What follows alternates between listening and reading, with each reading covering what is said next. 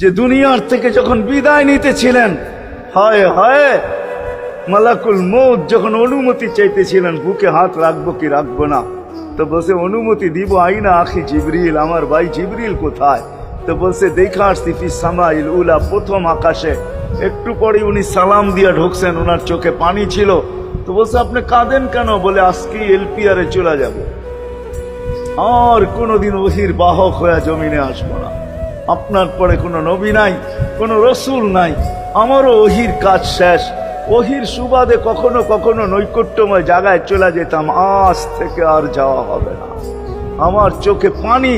দীর্ঘ ১.৫ লক্ষ নবী, ৩১৩ জন রসুলের কাছে আমি নিয়ে আসছি। আজকে শেষ দিন, এই জন্য চোখে পানি। তো উনি উল্টা প্রশ্ন করছেন, আপনার চোখে পানি কেন? জিবরিল মালাকুল মউত দাঁড়ায় আছে, অনুমতি চাইতেছে বুকে হাত দেওয়ার জন্য। এখনো এক প্রশ্ন বাকি। বলছে সেটা কি? বলে ফামান লিবাদিল উম্মতি। অথচ ৯ ঘরে চুলা জ্বালানোর মতো তেল ছিল না।